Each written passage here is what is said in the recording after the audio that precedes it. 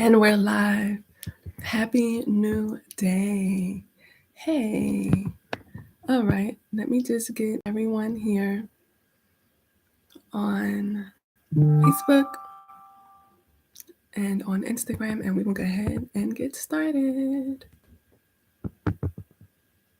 Just bear with me for a little bit. All right. Here we go. Happy new day, Facebook, and happy new day, Instagram. I'm a bit lopsided on Instagram. All right, happy new day. My name is Sabrina J. Lewis, coming at you live from Brooklyn, New York. I am here to read Mr. Edgar Schein's Humble Consulting, How to Provide Real Help Faster. I came on live yesterday and we read the preface so that we can get an understanding of why we're here and why we're reading this book. And we are going to continue with chapter 1. I am the consultant and I don't know what to do.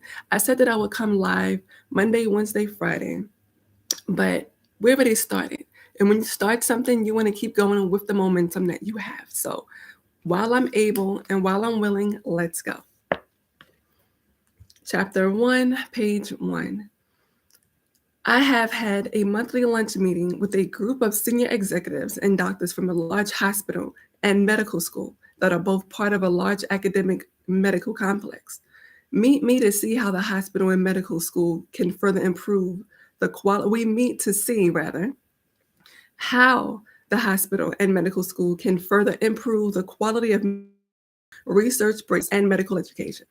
If you're a medical professional, then that definitely applies to you. You can relate to that. I am a public health professional, so that definitely can apply to me. And I also work in fields of beauty and community development.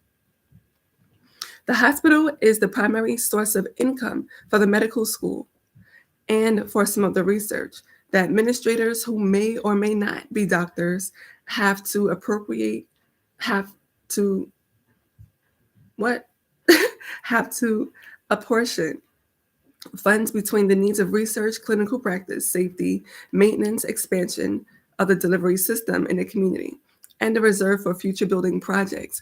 Now, if any of you have ever seen the series New Amsterdam, then you understand how everything deals with money and how in medical facilities you have to make sure you have enough to do what you got to do. I love the new series New Amsterdam, by the way. Just a little plug in. The doctors are all employed by the medical school, but if they are clinicians in a hospital, they also report to the hospital administrators. The senior administrators are working hard at getting everyone on the same page while recognizing the goals of the research, education, and clinical practice are all to some degree different. That the individuals pursuing those goals or these goals have different personal goals or agendas, and that their leaders are protective of those goals and agendas. I have been invited to join this group because of my work on organizational culture, my experience as a process consultant, and my growing interest in healthcare and hospital administration. Over the past several years, I've also met other hospital administrators and part of a small think tank, and have learned that this set of problems is shockingly common in large university-based medical centers.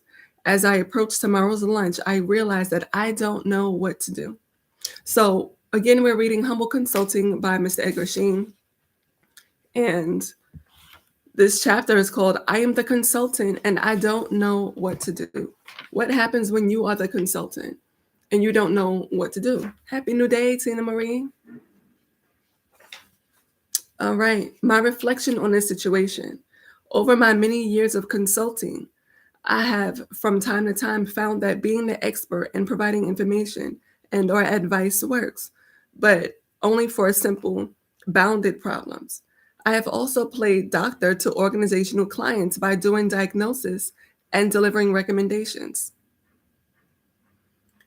That has worked only occasionally when I happen to have enough insider information about the organization's identity, mission, and cultural DNA to be able to make suggestions that would be implementable. I learned early on to be what I called a process consultant, someone who would help a group and organization do more effectively what it needed to do in terms of its basic function and mission.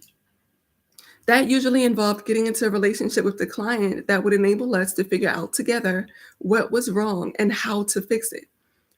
But that process also failed if the problem was complex, culturally multifaceted, and constantly changing.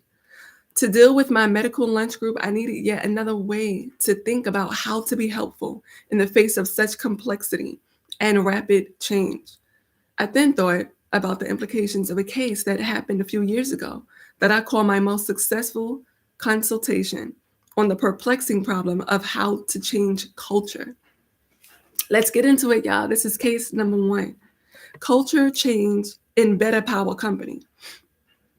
Potential client on the phone. This is a potential client on the phone, so now I'm going to be acting. Hello, Dr. Schein. This is Sue Jones from the Beta Power Company. I am the head of HR and management development. Our new CEO asked me to call you to find out if you would be willing to come and help us change what we have discovered to be a rigid, stodgy, formal culture. It is hard to get any new programs going because we keep running into these old traditions and ways of doing things. Would you come visit our company to learn more and help us launch some cultural change programs? As I listened to this proposal in question, I sensed two main reactions in me. First, it sounded interesting and was certainly within the range of the types of projects that I felt I could tackle successfully. But second, I recalled having had some bad experiences visiting organizations without knowing more, and especially without knowing what the new CEO actually had in mind when it, God bless you, protect you. I love you. Keep you safe. Take your jacket with you. All right. I love you, life. Excuse me. So where was I? He said, I recall having had some bad experiences visiting organizations without knowing more, and especially without knowing what the new CEO actually had in mind in what he called a rigid, stodgy culture. I also wanted a little more information about the motivation of the CEO. Was he just going to have Sue Jones do this? Or would he himself be involved? Which would be crucial if culture change was to happen. These thoughts led to the following conversation, which I call personalization. We're on page 4 of Humble Consulting. So this is Mr. Edgar Schein having a conversation with Sue Jones of the Beta Power Company. This is a conversation in Humble Consulting. So this is Edgar Schein. Let's go. That sounds interesting and could be complicated. I think it might be important to talk with the CEO away from the company to explore what is going on and what he has in mind. Do you think he would be willing to talk with me separately and maybe visit me in Cambridge? This response was the first of what I call adaptive moves to begin to build a more personal relationship with the client to find out what is really on his mind. This is Sue Jones. You are right that maybe we need to talk this through away from the company. So let me explore with him the possibility of coming to see you. I'll get back in touch. A week later, Sue Jones writes, I spoke to our CEO and he was quite enthusiastic about coming to visit you. He will bring his new COO as well, and I will be accompanying them. So when can we set a date for a half-day meeting? Now this is Edgar Schein. Here are some dates to check out. Also, I presume it is understood that I will be billing you for this half day. In parentheses, I have learned from other experiences that sometimes the best help occurs in the early meetings. So I would bill for those early meetings unless it was clearly a short exploratory phone call, lunch, or visit. Sue Jones, that sounds great. We will let you know which date. We met 2 weeks later in the garden at my house at 9 a.m. I chose to meet at my house to provide a setting that could involve food and drinks that was therefore an invitation to personalize the situation.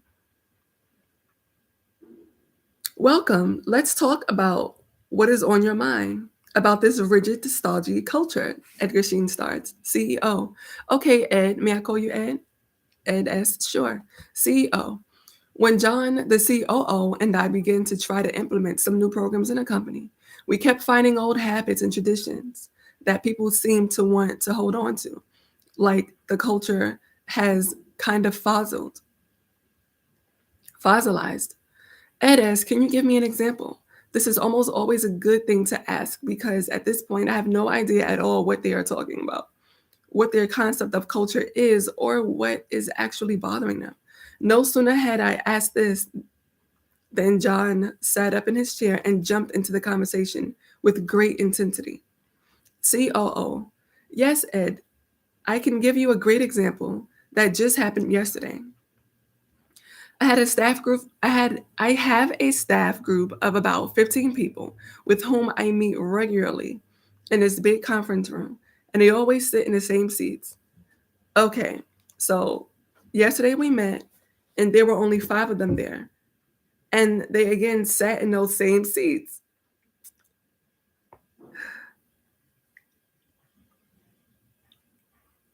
Even though that meant they were scattered all over the room. John looked at me expectantly, opened his hands in a gesture of, see what I am up against, and paused. At this moment, I was overwhelmed by my curiosity and impulsively gave in to it without considering the possible consequences. Ask yourself what you may have done at this moment. So he's reading this book and giving us examples of things that he has gone through.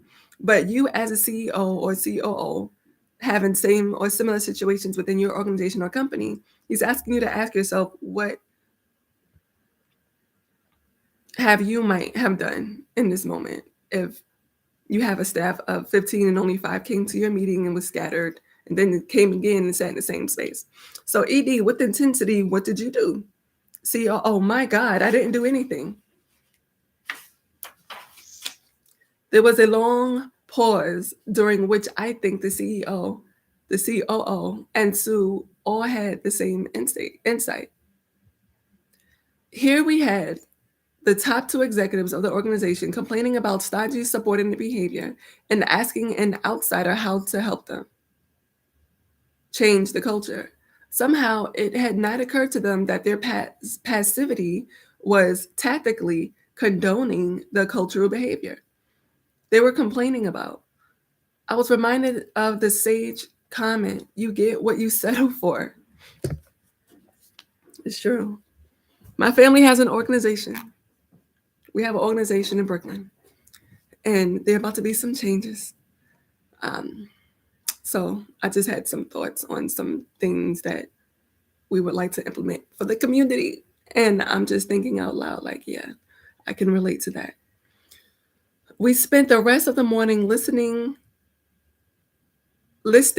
all the actions that they could take that would send a clear signal to the organization that behavioral changes had to be made. I referred them to my organizational culture and leadership, 4th edition. There's always a book for a problem. Like there's always a book for another book for another book. I'm just like, listen, can we just have a workshop, a web series? Because we don't have time to be going through all these books all the time. But we make time, like now, right? 8:30 to 9 a.m.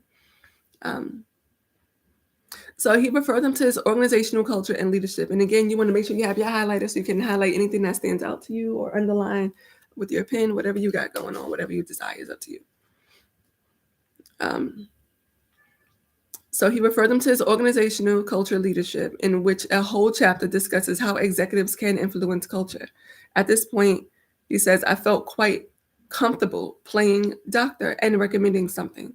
We agreed that the only further thing I should do is to check in with them every few weeks by phone to see how things were going. Let me just write this down.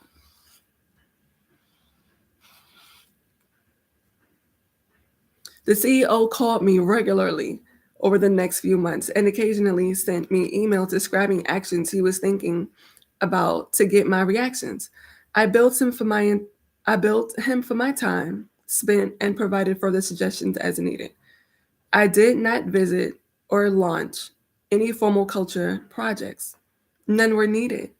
I had helped them see how they could manage I had helped them see how they could manage the culture change perfectly well on their own. So here's some lessons. Let me see how much bigger is this chapter. It's not too much bigger, but let's see. The help that they got was not connected in any logical way to what I had done. There was no diagnosis, no analysis, no prescription. I had no idea that my impulsive question would reframe their problem as one that they could deal with themselves. I had revisited various diagnostic questions, such as, how did you feel about that? Or why do you think they always sat in their same seats? And instead, I had given in to my curiosity. They were delighted to have a way of moving forward that did not involve a complicated diagnostic period followed by a complicated change program. The real problem was not the stodgy culture, but their own behavioral paralysis. The presented problem might have taken months to unravel, while the real problem led to an immediate adaptive move. My important intervention was to invite them to my house to ask them to give me an example to personalize and get more specific sense of what was going on. What was driving me was a mixture of curiosity and commitment to being helpful. Focusing directly on culture did not seem to lead anywhere, whereas focusing on their own behavior revealed what the client actually wanted to accomplish. Right? Oftentimes we're so focused on other people and other things, but what are we doing? Or what are we not doing? Okay? They did not want to know about their culture. They wanted to change it. A cultural analysis would have been a waste of my time and possibly would have distracted them from steps that they could take immediately to solve the problem that motivated them to come to a consultant in the first place. This is what makes a good consultant. I'm so glad to be sitting here reading this book. Whether you're volunteering or working in an organization or corporation, building or developing your own business, whether you are a founder, a CEO, CEO, or whoever you are in the world, this can help you because it's helping me right now. The paradox of messy complexity and fast help. This case taught me that help can happen fast, but you need to find out what is really on the client's mind and honor your own curiosity. Mm. Help can happen fast, but you got to honor your own curiosity and find out what's really on the client's mind. Complex messes like the one at the university based medical school and hospital did not lend themselves to such fast help, but did illustrate the adaptive moves could be helpful. My experience with similar messes occurred in the variety of organizations with which I've had a long-term relationships.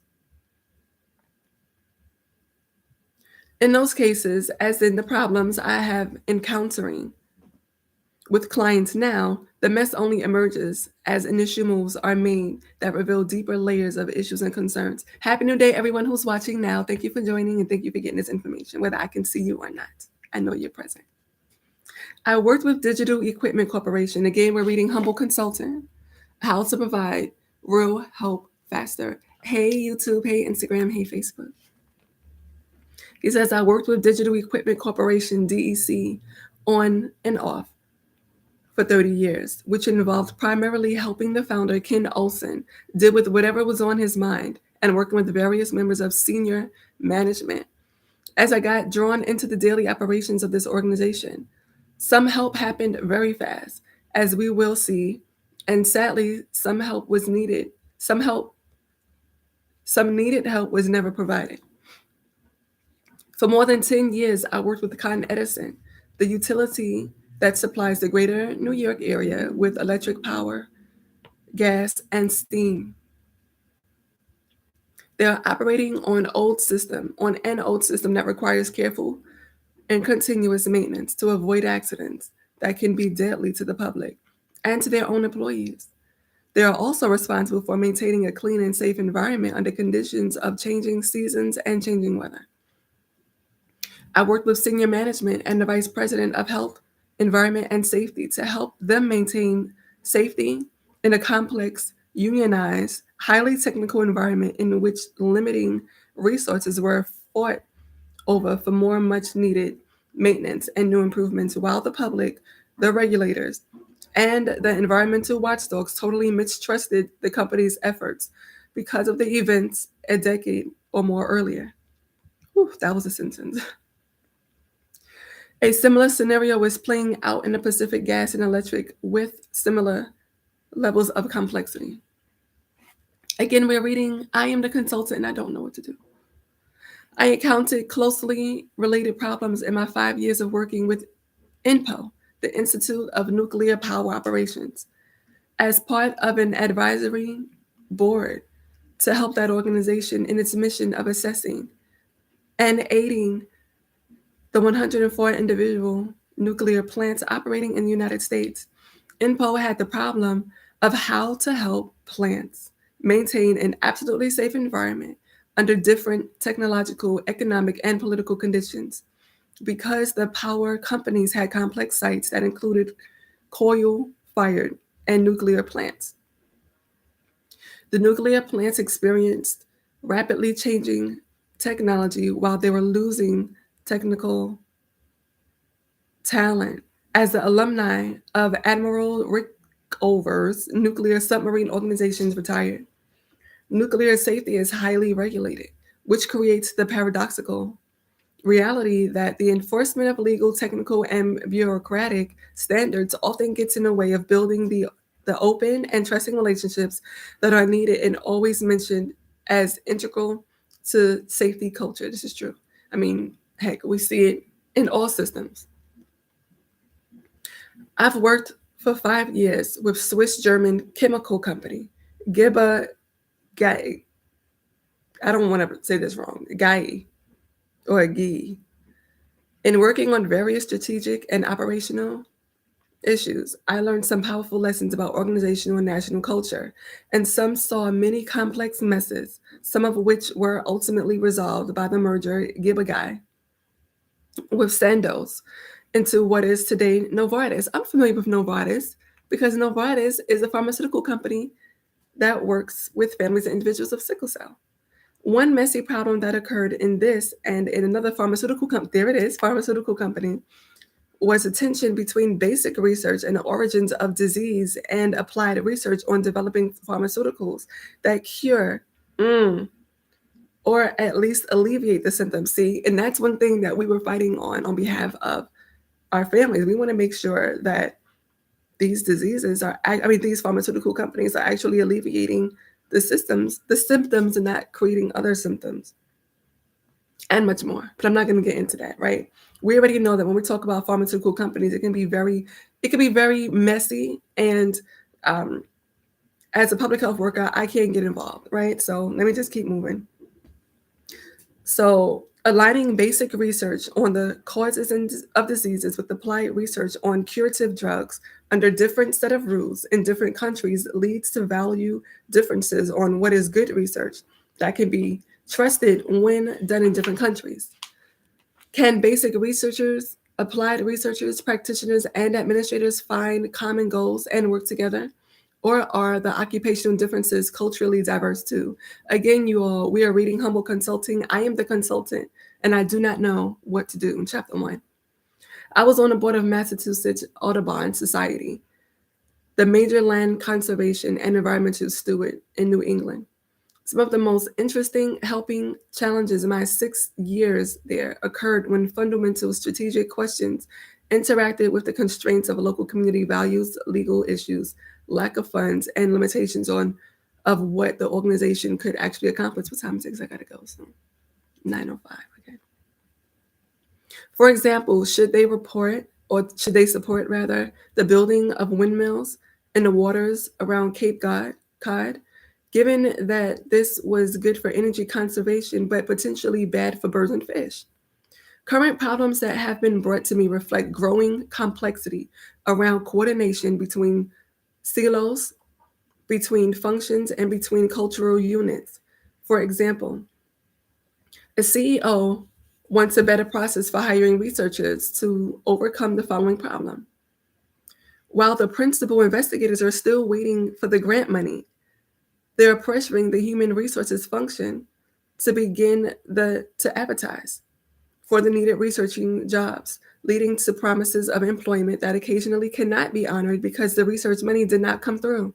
That's something I also can understand. When you're working with the organization and you have grant money for a specific cause, and you put these job titles out there, you put the description, all this stuff together, which is tedious, and you're able to get it out there to Indeed or um, Glassdoor or wherever.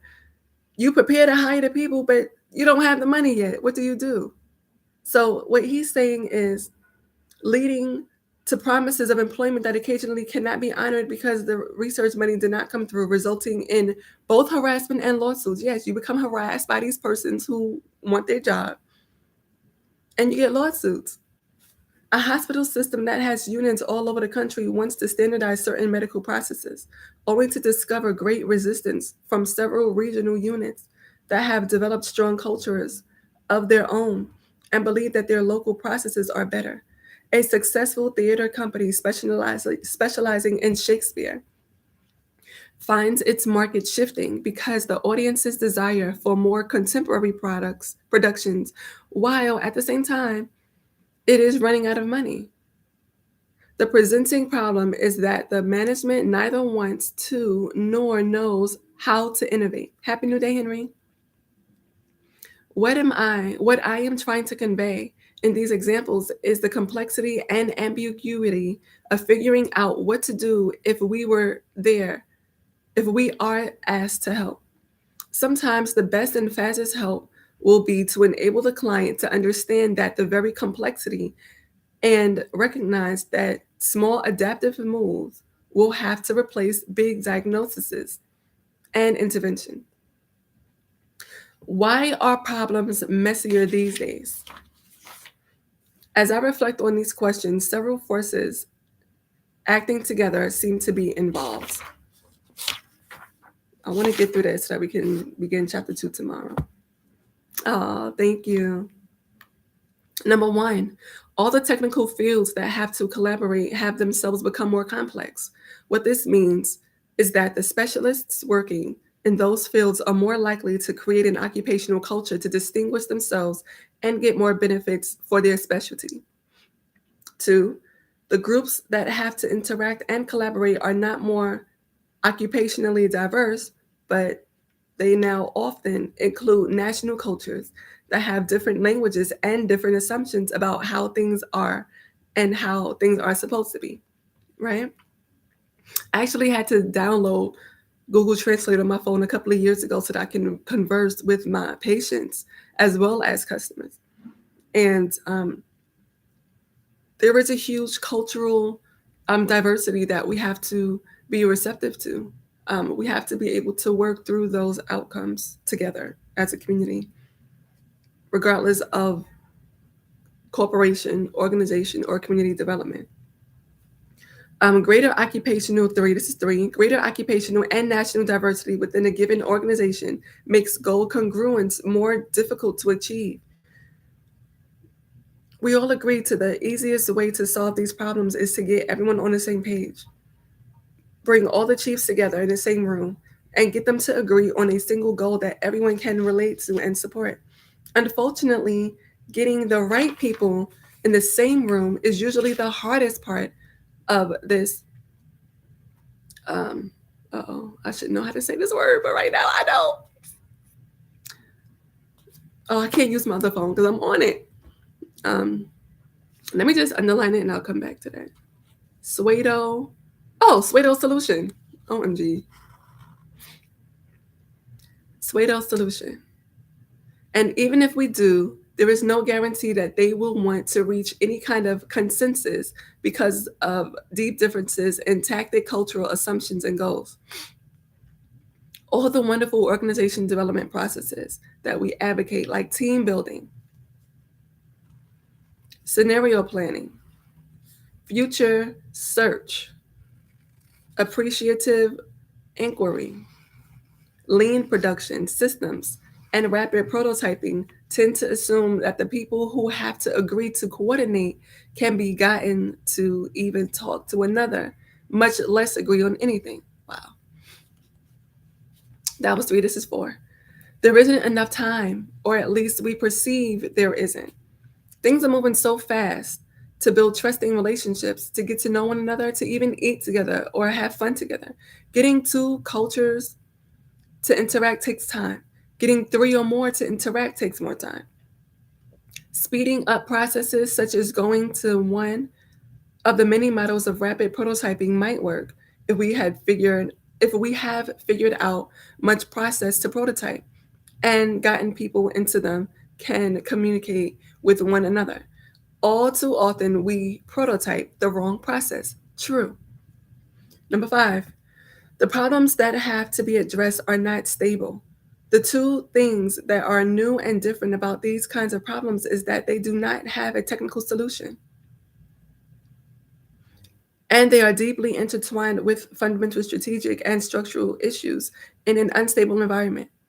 In an unstable environment, when an organization attempts to make sense of a given situation at a time, one, any interventions produce unknown effects that can change the nature of the problem.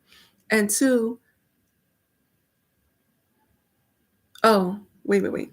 One, any interventions produce unknown effects that can change the nature of the problem at a time and require brand new sense making efforts.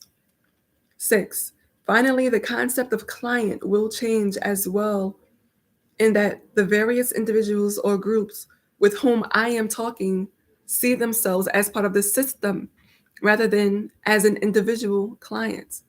Let me read that again. The concept of client will change as well, in that the various individuals or groups with whom I am talking see themselves as part of a system rather than as individual clients. I may be coaching an individual executive in a key role, but it becomes immediately clear that what worries her has implications for others in the organization, so that the problem formulation has to be systemic, and that whatever adaptive moves are considered have to take into account the systemic consequences, which paradoxically may be unknown. I had to try to get that out, right? But it's true. I've learned so much working in health and hospital systems. Nothing is just one person, it's a system, because you have hierarchy. And when you have hierarchy, you have rules, you have regulations that cannot be broken or can be um, readjusted, right? And so many systems need to be reformed or rebuilt at a whole. The need for a new model. Here we go. This book is like, it's like confirmation to my thoughts. Everything I'm thinking, it's saying. So the need for a new model. Okay, wonderful. This is gonna be the last page. We are dealing with new complex problems, new kinds of client systems, and a new sense of urgency in our clients. We therefore need a new consulting model. Humble consulting, this model will tell you what attitude to strike your clients, what attitude to strike with your clients, how to respond to their very first inquiry. And we will help you to accept that initially you might not know what to do.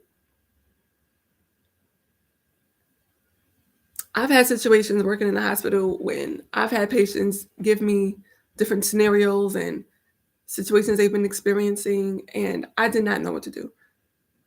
But my instinct said to just listen. And the more I listened, the more I realized many of these problems have to do with either documentation or finances. Sometimes we're in pain because we lack the finances to provide for ourselves and our families. And so once we get to the social economic issues of a person, then we can help them in other areas of their lives. We can't just go to a person, right? Try to sell a product or a service and the person don't have food in their house. or don't have transportation to get to work, or don't have work to get to. We have to learn how to meet the person where they are socially first so that we can effectively help faster, right? We want to help so bad because we have this great product, or we have this great service, or we have this amazing organization, but nobody want to know anything about your organization if they can't pay their immediate bills or if they can't provide for their child, right? So we have to take the time to listen to people before trying to diagnose them. And that's why I'm sitting here right now, to help you and me to learn how to humbly consult our families and individuals, our customers, our clients, our patients, so that we can provide real help faster. And an incentive of me being here is really just going through the process of grief and hearing so many different crazy things from family to friends to community members. And it's just like, no, that's no. So I said, let me figure this thing out so I can come back stronger when I'm ready and be able to effectively help my people, my family, my community members. I'm not talking about black and brown people because, all of us are not people in real life, right? I'm talking about people at home. So, yes, there is a need for a new model. Again, we are dealing with new complex problems, new kinds of systems, and a new sense of urgency in our clients. We therefore need a new consulting model, humble consulting. This model will tell you what attitude to strike with your clients, how to respond to their very first inquiry, and will help you to accept that initially you might not know what to do. HC is a totally different way of relating to your clients. HC presumes that you are committed to being helpful, bring a great deal of honest curiosity, and have the right caring attitude, a willingness to find out what is really on the client's mind. You will then approach your first contact with the potential client with the intention of building an open and trusting relationship. And you will know this is more personal relationship. And you will know that this more personal relationship will lead not only to finding out what is really on the client's mind, but also to discovering whether you can help in a traditional expert or doctor role. And paradoxically, you will discover that the relationship building process itself leads you to behavior that the client may find immediately helpful. What you decide to do, how you will react, will not be big diagnoses or interventions, but small adaptive moves. The essence of the relationship building process will be to get past the formality of professional distance. Either you or the client will have to personalize the process by asking a personal question or revealing something personal. You will have to make yourself somewhat vulnerable. What exactly you will ask or reveal will depend on the situation and who the parties are. But commitment, curiosity, and caring will guide you. Humble consulting is the new and several is new in several respects. In the next chapter, we look at this in more detail. So in chapter 2, we'll discuss what is new in humble consulting. I'm excited about this book, Read. I know that many are in need of this. It's kind of old now. Well, I'm not going to say it's old. Let me see, when was it copywritten? It's now 2023. This book was copywritten in 2016, so 17, 18, 19, 20, 21, 22, 23, 24, 25. So I'm about 8 years behind, and I know that there has been some updates to this, of course. However, it can still help. It could still help in the area of your life. If you've never seen this book before, if you've never read this book before, there's something in this book that can help you along your journey, right? Being that Think and Grow Rich, many editions have come out. People are still referring back to that book, and it's helping them in their whole management. It's all over the place. You can find it on YouTube. You can find it where books are sold. But Humble Consulting, How to Provide Real Help Faster, is helping. The scenarios are helping. We know that we have to personalize pretty much everything if we want to really help people. I learned that in my public health works. Before I could even meet with physicians or meet with, a mentor, anyone in health, I knew that I had to personalize it to be able to help. I had to put myself in the position of these patients, of these families, of these customers, of these clients. If this was me, how would I want to be treated? That's basic common sense for some, right? Because karma comes back to us. Whatever we do comes back to us. You got to know that, good or bad, happy or sad, whatever we do in this life really does come back to us. But I'm thankful for grace, right? Because grace is sufficient for all of us. All right, that's my time. I really have to go. I'm going to have to fly to my doctor's appointment. Blessings and love, world. Love life well and live. Do something to make you happy. Me being live here today is that one thing that I did for myself to make me happy. I'm going now to take care of myself. Well, that's it for now. Love life well, everybody, and live. Bye for now. See you later.